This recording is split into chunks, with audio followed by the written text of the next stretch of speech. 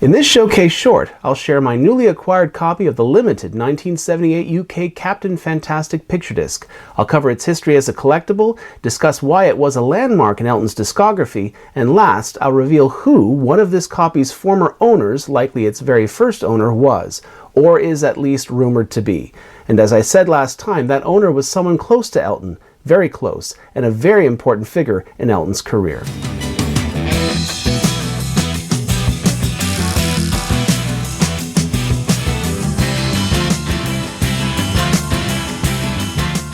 So hello everyone. As I prepared for my trip to Long Island earlier this month, I freed up some cash and before leaving had a chance to get something really cool online. And that something was this. A copy of the UK picture disc edition of the Captain Fantastic album, which DJM released in 1978. Catalog number DJV23000 was a limited edition. The Captain Fantastic picture disc was cut by the short-lived Strawberry Mastering Studio in Westminster, London, but the disc itself does not have the CBS UK Aston Clinton pressing ring typical of UK DJM records of this period. That's not surprising. Picture discs required a very different manufacturing process than standard vinyl LPs did. I did some digging, and to make a long story short, I don't think these picture discs were pressed anywhere in the UK. These Captain Fantastic picture discs anyway. It looks like they were pressed in Europe and most probably in Germany. Now, I've never been fond of picture discs, so I don't normally collect them. I have a few other Elton picture discs in my collection, including the picture disc edition of the Single Man album, and I have one or two Rocket picture disc singles from the 1980s. And they all sound awful. Picture discs have always been marketed more as collectibles than as records you actually played and enjoyed. And rarely did picture discs come with lavish artwork. DJM issued their Captain Fantastic picture disc, for example, in a clear PVC sleeve with a double-sided one-sheet insert. No booklets, no posters, nothing even close to the original Captain Fantastic album's packaging. But I just had to get this. Why? Well, it was one of the two earliest vinyl picture discs in the Elton John catalog. The other, which was released around the same time, was the American picture disc edition of A Single Man. I've found some clues that suggest that the UK Captain Fantastic picture disc was the earlier and thus the very first, but I still don't know for sure. Either way, being one of the first two makes this disc an important one in the Elton John discography.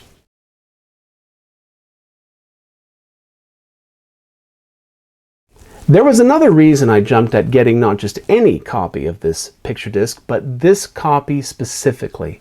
And that reason is, according to the Discogs seller I bought it from, and there's a big caveat to this, but don't worry, I'll get to that, this copy had once belonged to John Reid, and was one of a few Elton John records that Reid later gave, possibly in the late 80s or a little after, to a builder who'd worked on his home.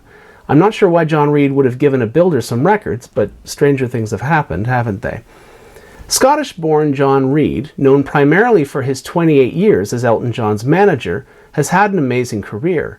He began working as a promoter for EMI at just 18. Soon after that, he became the manager of the Tamla Motown label in the UK.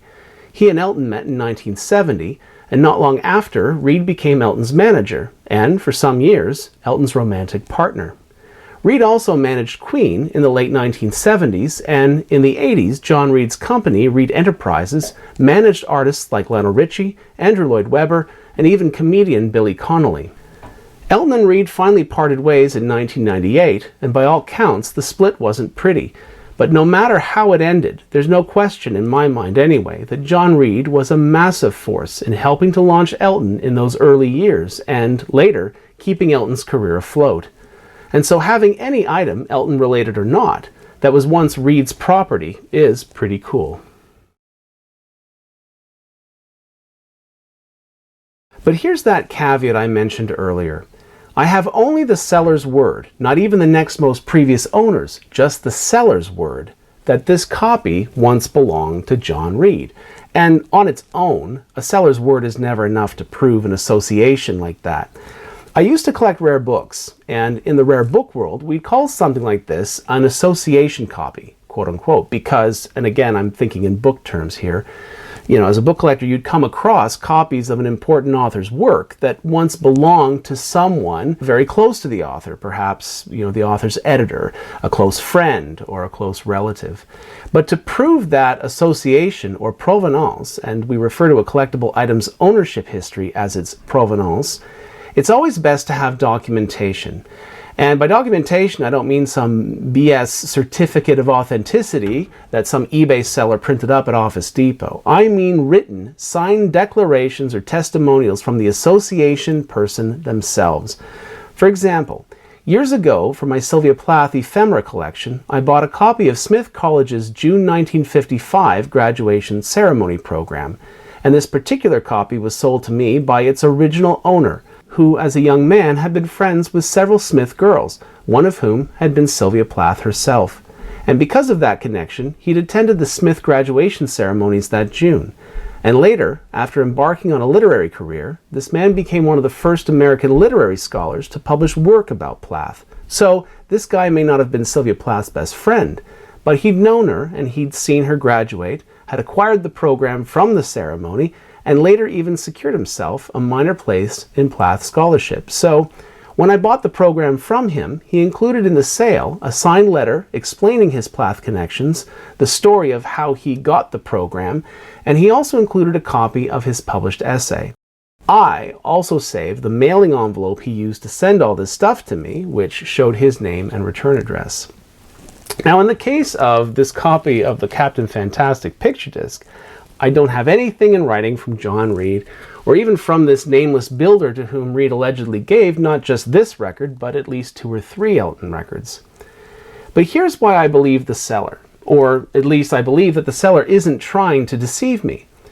In the world of collectibles, if a seller tries to fool you, flim-flam you, however you want to put it, they're doing it for no other reason than money.